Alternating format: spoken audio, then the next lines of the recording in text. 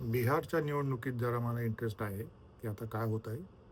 कारण तिथं चालू यादव आणि त्याचा 9वी नापास मुलगा आणि अ, भारताचा राजपुत्र हे अहम हमीकेनी बिहारची विधानसभा जिंकण्याचा प्रयत्न करत आहेत.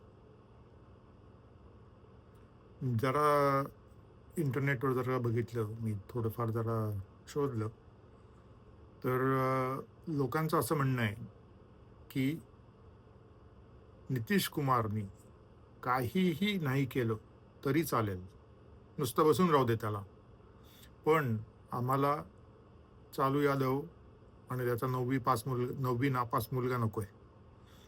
तर याचं कारण काय? तर काही लोकांनी सांगितलं त्याचं, की जंगलराज जे होतं, ते अक्षरशः, शब्दशः जंगलराज होतं.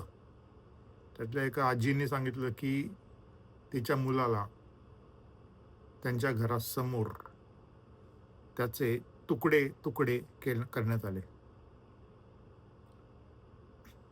एका आजोबांनी सांगितलं, की त्यांच्या मुलाचं मस्तक त्यांच्या समोर कापून नेलं. घेऊन गेले ते आणि फक्त धड दिलं अंत्यसंस्कारासाठी. त्याशिवाय तुम्हाला माहीत असेलच कदाचित, की एका हिंदू व्यापाऱ्याला त्यांनी धरलं अ, आणि त्यांच्याकडनं खंडणी मागितली. त्यांनी दिली नाही.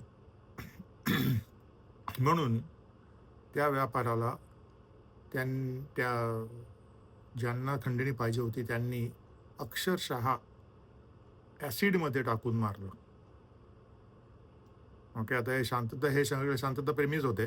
पण ते सगळे आमच्या चालू यादवची लोकं होती ती. तर म्हणून लोकांचं असं म्हणणं आहे, की आम्हाला कोणीही चालेल, पण चालू यादव आणि त्याचा 9वी नापास मुलगा नाही पाहिजे. आता काय होतंय बघूया. निकाल आहेत 15 तारखेला. मतदानाचा दुसरा टप्पा उद्याला आहे 11 तारखेला, 11 नोव्हेंबर. आणि मतमोजणी आहे 15 तारखेला. लोकांचं असं अंदाज आहे, की 150 ते 180 जागा मिळतील भाजप आणि जनता दल युनायटेड यांना. किती मिळतायत आता आपल्याला 15 तारखेला कळेलच. कुठल्याही परिस्थितीत यांचं एक जे आहे ठरवलेलं आहे या लोकांनी, ते खरंच कौतुकास्पद आहे. जर का खरोखरच त्यांनी तसं केलं तर, की आम्हाला हा नको. बघूया आता काय होतं ते. ओके. Good bye.